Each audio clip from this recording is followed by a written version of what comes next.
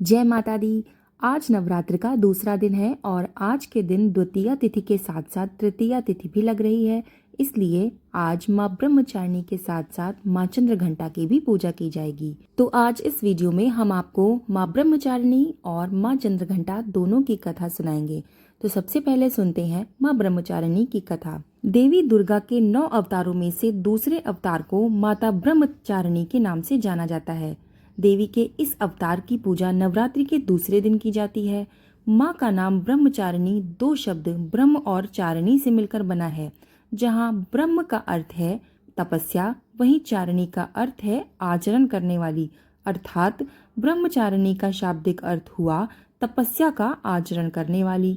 महादेव को अपने पति के रूप में पाने के लिए की गई कठोर तपस्या के कारण ही देवी के ब्रह्मचारिणी स्वरूप का प्रादुर्भाव हुआ। तो आइए जानते हैं माँ ब्रह्मचारिणी के तप की अनन्य कथा। कथा के अनुसार देवी ब्रह्मचारिणी का स्वरूप अत्यंत शांत व मनोरम है। उनके दाएं हाथ में जप की अक्षय माला और बाएं हाथ में कमंडल सुसज्जित है। इस स्वरूप में माता बिना किसी वाहन के नजर आती हैं। नवरात्र के पावन त्योहार के दूसरे दिन माता ब्रह्मचारिणी की विधिवत पूजा होती है। देवी ब्रह्मचारिणी के महात्म्य की कथा महादेव के प्रति उनकी प्रेम और निष्ठा से जुड़ी है। माँ दुर्गा का ये अवतार मनुष्य को निष्ठा और वैराग्य की सीख देता है। उनकी महिमा की इस कथा का उल्लेख देवी भागवत महात्म्य और मार्कंडेय पुराण की कुछ जगहों पर भी मिलता है। धार्मिक कथा के अनुसार प्रजापति दक्ष ने कनखल में एक विराट यज्ञ का आयोजन किया था।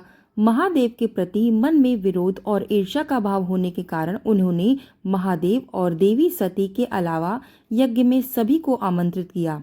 जब देवी सती को इस बात का पता चला कि उनके पिता ने उनको और शिव जी को आमंत्रित नहीं किया है, तो उन्होंने यज्ञ में पहुंचकर अपने पिता से ऐसा करने का कारण पूछा।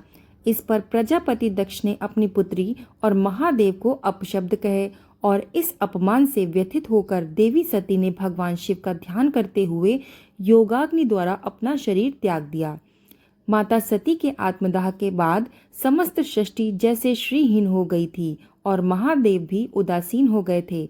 देवताओं ने महादेव की ऐसी हालत और दानवों के उपद्रव से त्रस्त होकर आदिशक्ति देवी का ध्यान किया। तब देवी आदिशक्ति ने सभी देवता गणों को आश्वस्त किया कि वो बहुत ही जल्द पर्वतराज हिमालय के घर में कन्या के रूप में अवतरित होंगी। यही कारण है कि कालांतर में देवी ने हिमालय और मैना के घर में जन्म लिया। पर्वतराज की पुत्री होने के कारण देवी पार्वती शैलपुत्री कहलाईं।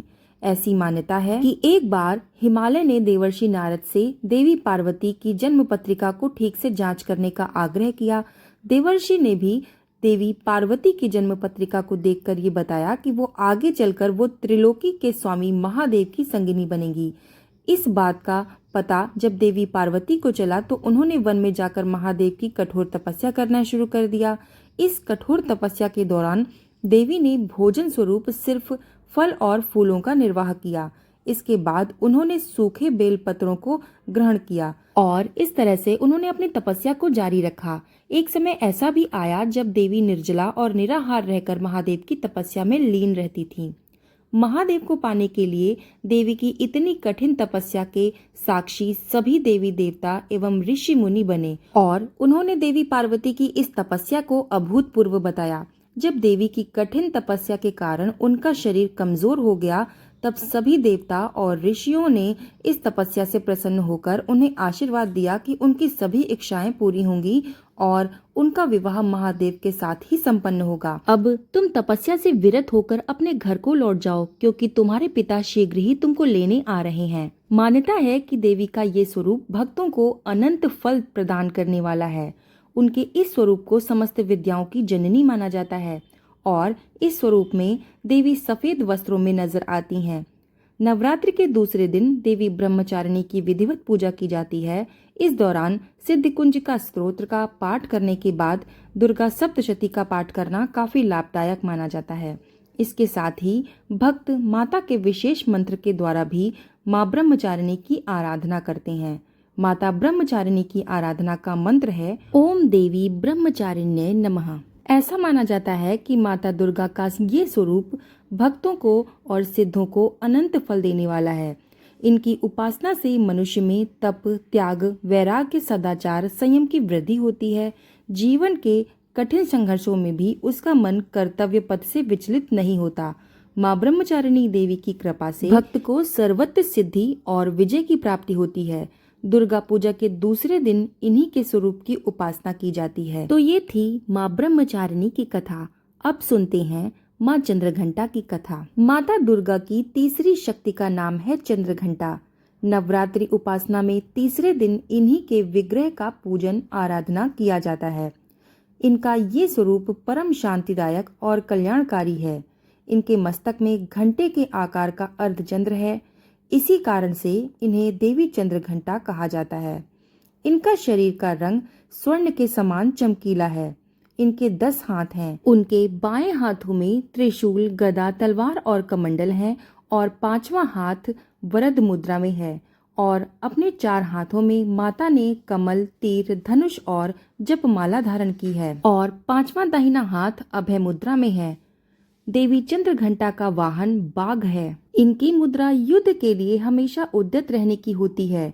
इनके घंटे की भयानक ध्वनि से अत्याचारी दानव, दैत्य, राक्षस सदैव कंपित रहते हैं। कथा के अनुसार जब माता पार्वती ने भगवान शिव से विवाह किया तो महादेव की भांति ही अपने मस्तक पर अर्धचंद्र को धारण कर लिया।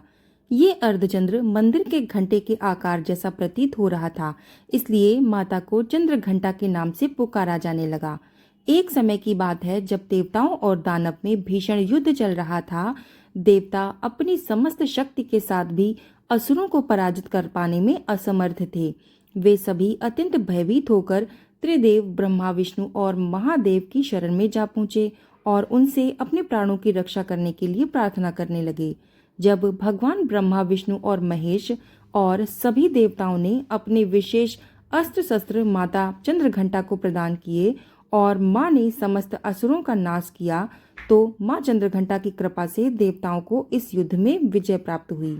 तो ये थी माँ चंद्रघंटा के स्वरूप की कथा। ऐसी मान्यता है कि माँ चंद्रघंटा की साधना करने से घर में समृद्धि का वास होता है और माता अपने सभी भक्तों को दीर्घायु होने का आशीर्वाद प्रदान करती हैं, साथ ही उनका कल्याण करती हैं।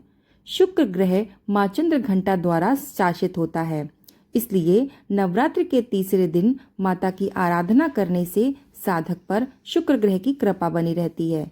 नवरात्रि के तीसरे दिन साधक का मन मणिपुर चक्र में उपस्थित रहता है, इसलिए इस दिन उन्हें स्थिर मन के साथ माता की पूजा करनी चाहिए।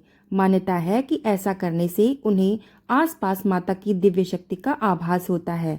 नवरात्र की तृतीया पर विवाहित स्त्रियों को बुलाकर उनका पूजन करना चाहिए और उन्हें भोजन में दही या हलवा खिलाकर उन्हें भेंट स्वरूप कलश और मंदिर की घंटी देनी चाहिए।